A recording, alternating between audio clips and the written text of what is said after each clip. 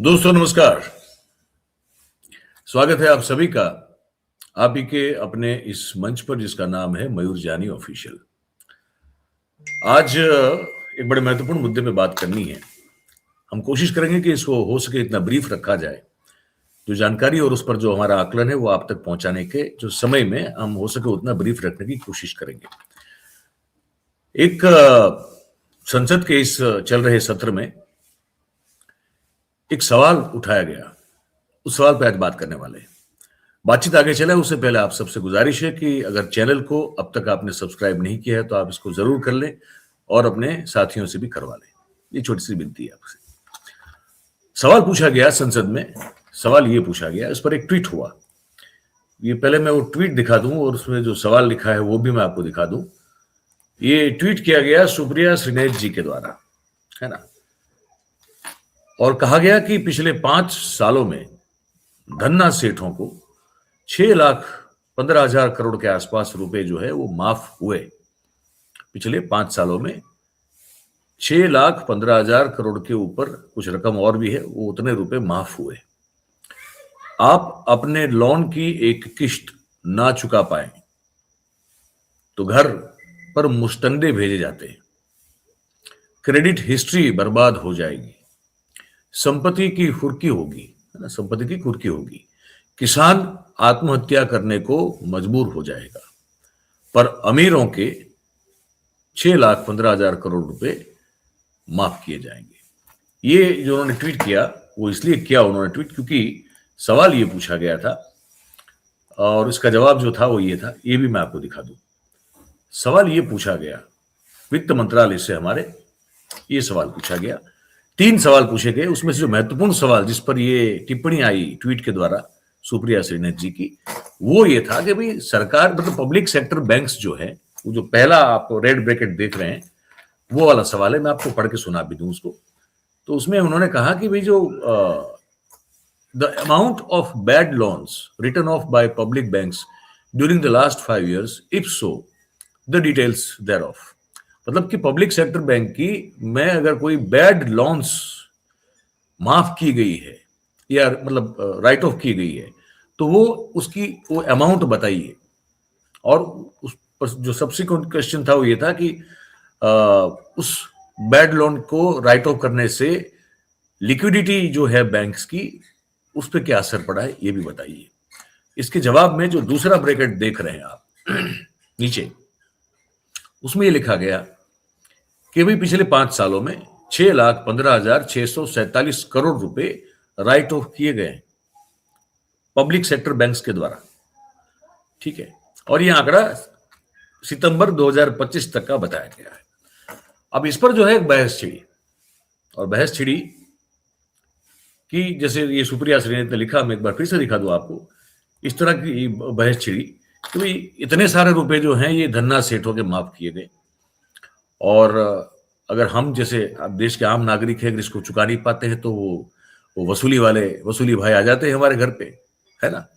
और वो क्या बर्ताव करते हैं, क्या बिहेव करते हैं, आपकी इज्जत को तार तार कर देते हैं। 1 या 2 अगर इंस्टॉलमेंट भी आपसे चूक गई तब भी आपके साथ ये होना शुरू हो जाता है ना।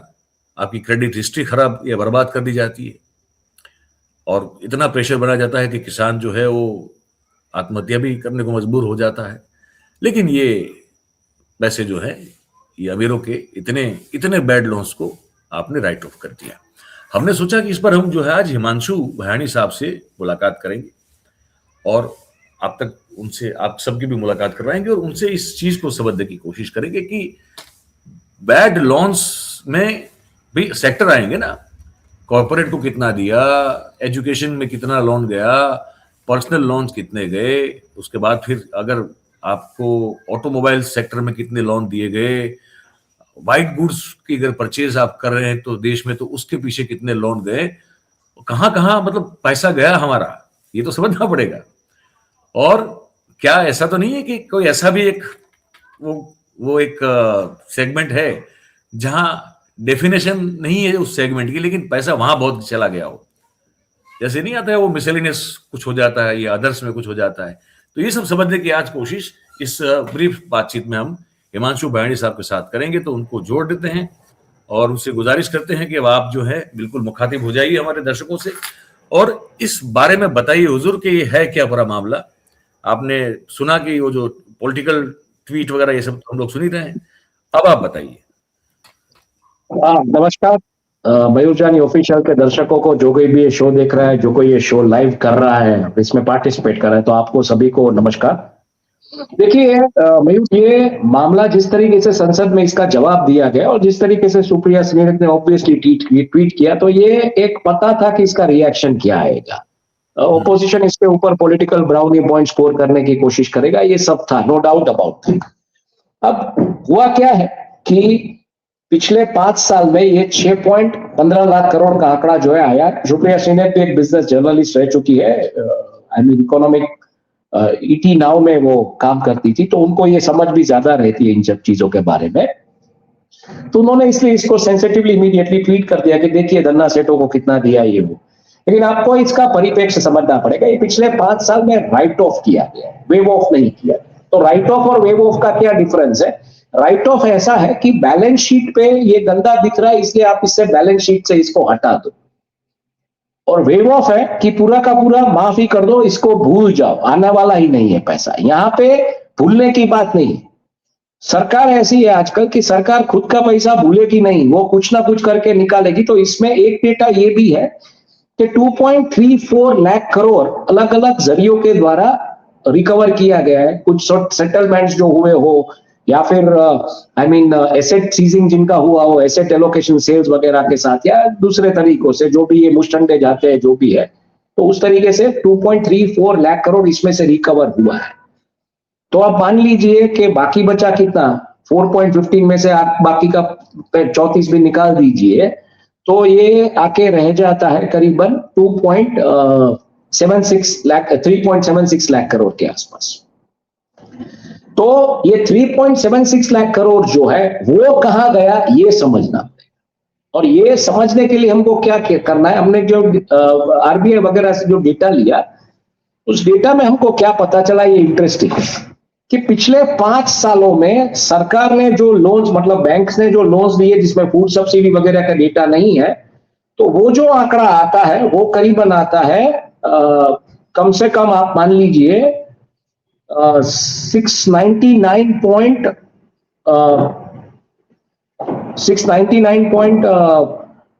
कितना करोड़ है अगर देखने जाए तो। ये जो पिछले सालों में जो रिकवरी या जो भी दिया गया है, इसमें जो आंकड़े दिए गए हैं, ये 699 लाख करोड़ के आसपास का आंकड़ा, 700 करोड़ के आसपास का हाँ, 699.4 रैंडमली आप 700 करोड़ लेके 700 लाख करोड़ लेके चलो, तो 699.4 लाख करोड़, तो 700 ट्रिलियन रुपीस। उसमें से आपने 6.15 लाख करोड़, मतलब कि 10%, 1% से कम का आपने ये किया है बेसिकली। अब यहां पे अगर हम देखने जाए तो क्या होता है, 1% नहीं, सॉरी 10% होता है ये, बराबर है। तो 10% माना आप एक साल का आप ले लीजिए तो 2% के आसपास रहता है एवरेज अगर निकालेंगे तो रैंडमली 5 साल की, क्योंकि आपका 700 लाख करोड़ जो है उसका आपने 6.15 मानी कि 10%, ठीक है, सॉरी 10% ही होता है, नहीं 10 नहीं होता है, सॉरी 1% होता है। तो 0.2% पूरे साल का लेके आप चलिए। तो ये किया है इन्होंने कि आपकी जो एनपीए है उसकी रेंज में 3 से 5% की जो आपकी एनपीए रहती है उसकी रेंज में है ये। लेकिन सबसे बड़ी चीज इसमें समझनी ये पड़ेगी हमको कि ये जो पैसा है ये किस तरीके से डिस्ट्रीब्यूट होता है। तो कॉर्पोरेट लोन्स होती है, होम लोन्स होती है, फार्म लोन्स होती है, ऑटो लोन्स होती है, एजुकेशन लोन्स होती है, व्हाइट गुड लोन्स होती है, पर्सनल लोन्स होती है, एक्सपोर्ट क्रेडिट्स भी होते हैं इसमें, ठीक है। तो अब ये जो आंकड़ा है इसका जब हम डेटा एनालिसिस किए पूरा का पूरा निकाल के 5 सालों का, 21-22 का, 22-23 का, 23-24 का, 24 मतलब 20-21, 21-22, 22-23, 23-24 और 24-25, तो इसमें हमको क्या देखने को मिला कि हर साल में जो लोन डिस्बर्स किया गया, मतलब मान लीजिए कि आपका लोन डिस्बर्समेंट जो है वो 2020-21 में अगर हम देखने जाए तो 105.9 लाख करोड़ था। ठीक है। फिर ये 2021-22 में 118.0 लाख करोड़, मतलब 118 लाख करोड़ था। फिर ये 2022-23 में ये जाके बढ़ा 136.6 लाख करोड़, और 2023-24 में ये हो गया 158.9 लाख करोड़, मतलब ऑलमोस्ट 160 लाख करोड़। और आज 24-25 में 31 मार्च 2025 को जब फाइनेंशियल ईयर क्लोजिंग होता है तो ये आंकड़ा आ चुका है 180 लाख करोड़। तो 5 साल पहले 105 लाख करोड़ और आज 180 लाख करोड़। तो 5 साल में बोरोइंग जो है वो ऑलमोस्ट डबल हो चुकी है। आपकी डिपॉजिट में डबल नहीं होता, जो एक जमाने में हुआ करता था कि 5 साल में कहा जाता है 5 साल में पैसा डबल होता था बैंक में, वो नहीं हो रहा है। यहाँ पे बोरोइंग डिस्बर्समेंट डबल हो गई है। अब इसका जब हम डेटा स्टडी करते हैं, इसको जब हम ले जाते हैं आगे और देखते हैं कि कौन से कैटेगरीज में कितना लोन परसेंटेज के वाइज डिस्बर्स किया गया, तो ये आंकड़ा हमारे सामने आता है। और ये आंकड़ा बड़ा ही मतलब समझने वाला है, और तब बाद में हम बात करेंगे कि ये चीजें क्यों कही गई और किस लिए कही गई है।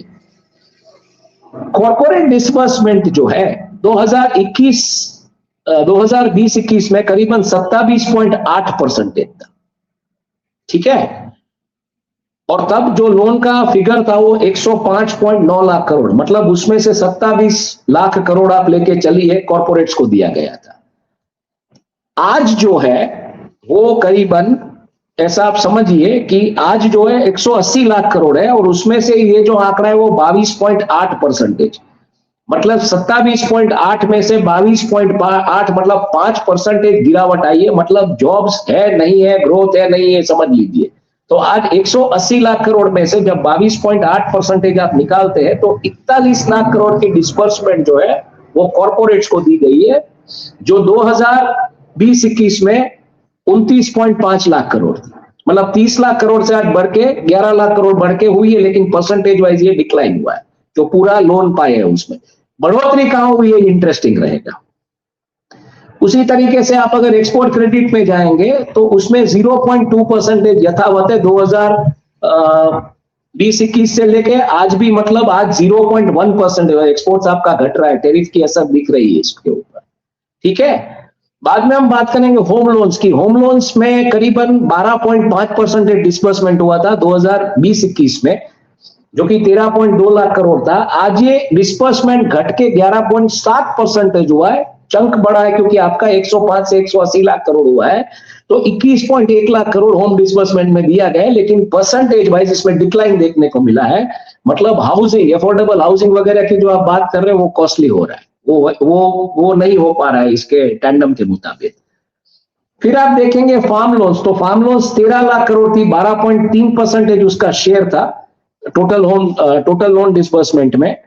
वो जाके आज हो चुका है ऑलमोस्ट, जो होम लोन्स है, सॉरी, ये जो आपका जो फार्म लोन्स है वो 10.7%, मतलब फार्म लोन्स में भी कटौती हुई है। 12.3% जब था तब करीबन 13 लाख करोड़ रुपया गवर्नमेंट ने डिस्बर्स किया था फार्म लोन्स में। आज 19.2 लाख करोड़ किया है, लेकिन उसका जो चंक है वो कम हो गया है 10.7%। मतलब फार्म लोन्स में भी कहीं ना कहीं एक स्ट्रेस दिख रहा है क्लाइमेट चेंज वगैरह की वजह से, तो ये मामला है। ऑटो लोन्स जो है वो 3.3% था, 3.5 लाख करोड़ ऑटो लोन्स को दिया गया था, जो आज घट के 3.1% हुआ है। लेकिन क्योंकि 105 से लेके 180 लाख करोड़ तक हुआ है, तो 5.6 लाख करोड़ ऑटो लोन्स में आ गए हैं। मतलब ऑटो लोन्स ऑलमोस्ट डबल हो चुकी है, आप ये कह सकते हैं। 3.5 से 5.6, डबल नहीं, डबल के आसपास ऑलमोस्ट।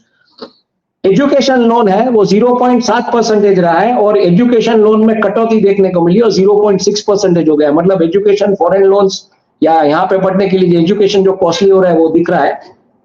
हालांकि चंक बढ़ेगा क्योंकि वो पिछले 2020-21 में 105 लाख करोड़ था और इसमें 180 लाख करोड़ है।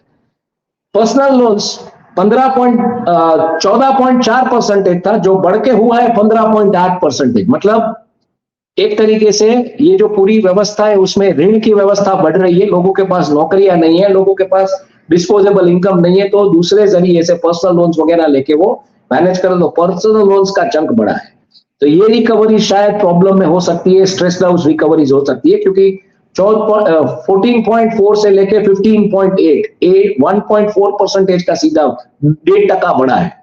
ये जो डिस्बर्समेंट भी बढ़ा है और अमाउंट भी बढ़ा है, परसेंटेज भी बढ़ा है। व्हाइट गुड लोन्स जो है वो 1.1% थी, जो जाके आज हुई है 1.2%, मतलब 10 बेसिस पॉइंट बढ़ा है। तो यहाँ पे भी रिकवरी में प्रॉब्लम हो सकती है, डिस्पोजेबल इनकम्स नहीं होती है, जॉब्स नहीं होती है, तो वो ईएमआई जो पेमेंट ये जो आ जाते हैं मुस्टंडे रिकवर करने के लिए, ये रिकवरी वाली कैटेगरी है। सबसे बड़ा जो चंक बढ़ा है वो अदर कैटेगरी में। अदर कैटेगरी में ये 27.7% था 2020-21 में, जो कि almost at par with corporate था। कॉर्पोरेट 27.8% था और अदर जो है 27.7%, 29.4 लाख करोड़ अदर सेक्टर्स मतलब अदर एरियाज में दिया गया। ये farm loans, export loans categorise करने के बाद वो बढ़ा है आज 33.9%। मतलब आज 180 लाख करोड़ का डिस्बर्समेंट है, उसमें से 60 लाख करोड़, ऑलमोस्ट 61 लाख करोड़ आपने दिया है अदर कैटेगरीज को। तो ये पैसा कहां जा रहा है?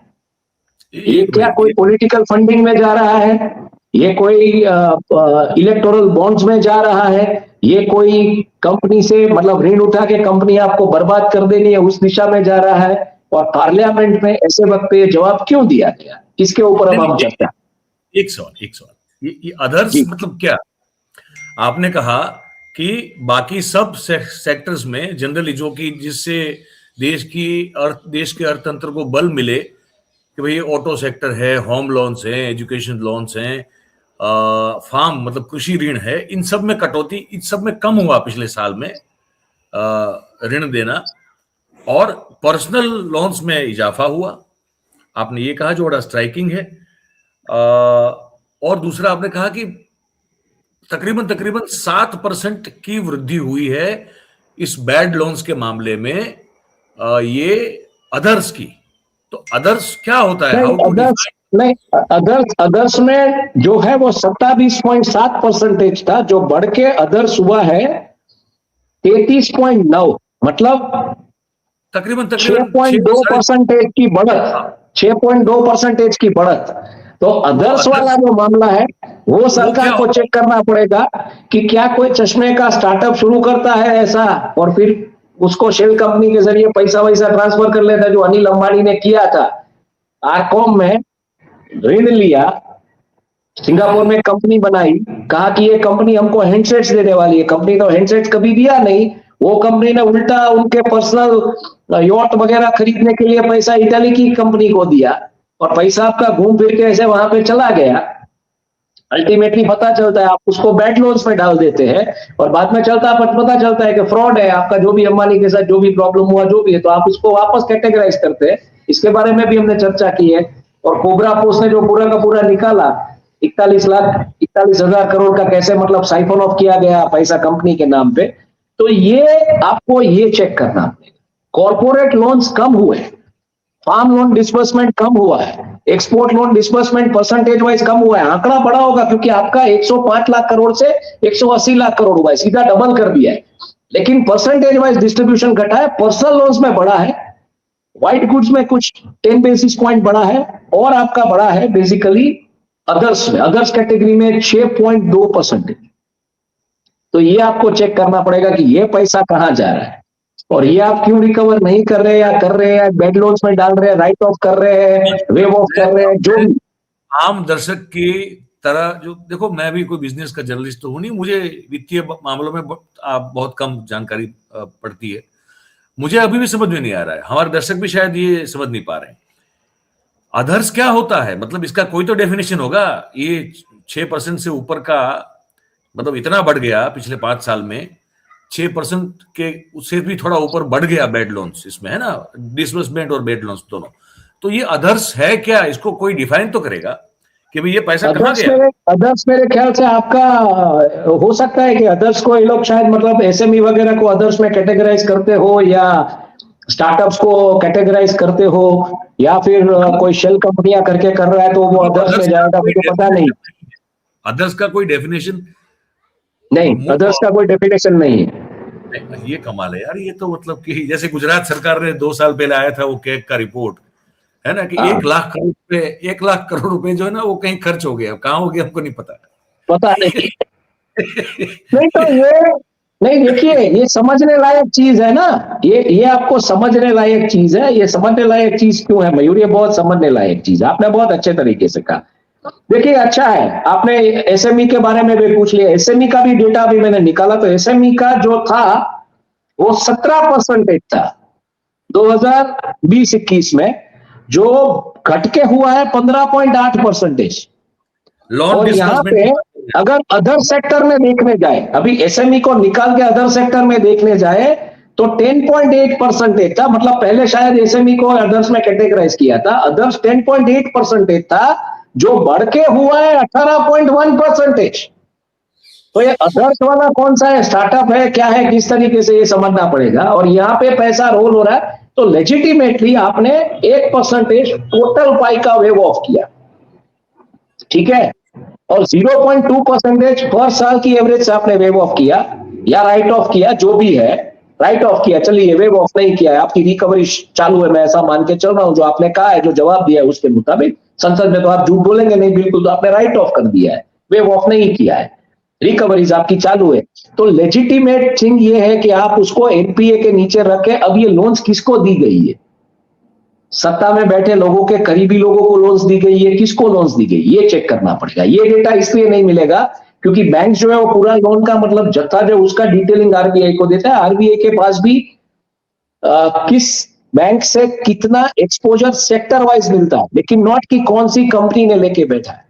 अब मान लीजिए कोई बोलता है मैं सोलर का ये करूंगा वो करूंगा, वो है, अब उसको फोन जाता है किसी विधायक का, किसी का, इसने लोन दे दिया, अब वो कर पाएगा नहीं कर पाएगा हमको पता नहीं है, तो वो पैसा तो फिर जाएगा चंदे में, चंदे का धंधा हो जाएगा।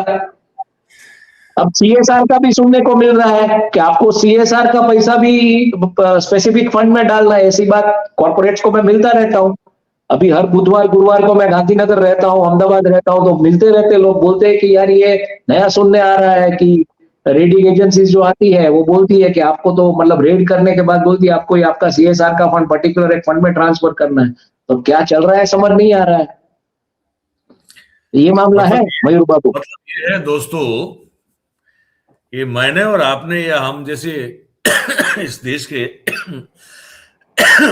माफ कीजिएगा, हमारे जैसे इस देश के किसी भी आम नागरिक ने अगर कोई हमारी निजी जरूरत के लिए, समझ दीजिए हम लोग तो क्या मिलेगी, हमको तो पर्सनल लोन मिलेगी या तो होम लोन मिलेगी, हम तो और क्या मिलेगा।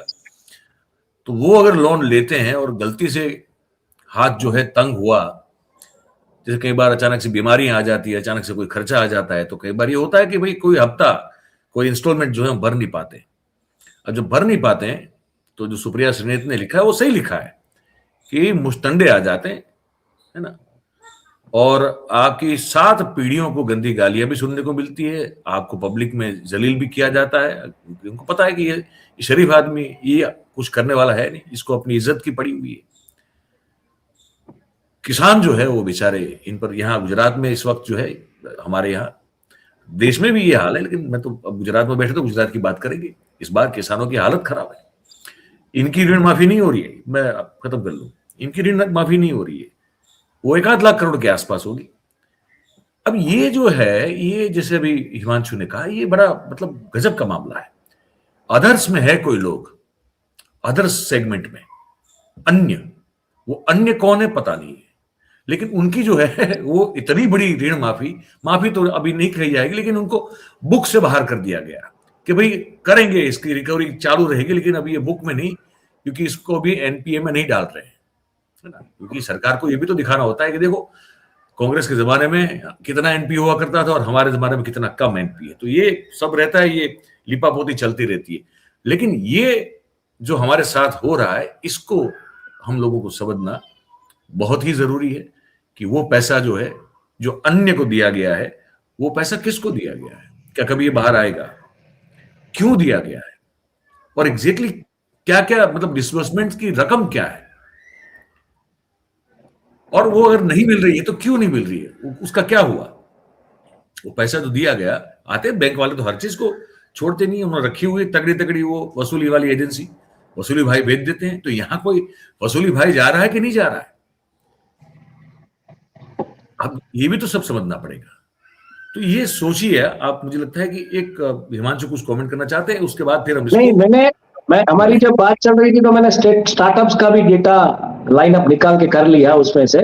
तो स्टार्टअप्स का भी डेटा आ रहा है। स्टार्टअप के जो लोन्स है वो करीबन 1.4% थे 2020-21 में। 1.5 लाख करोड़ डिस्पर्स किया गया था स्टार्टअप्स को।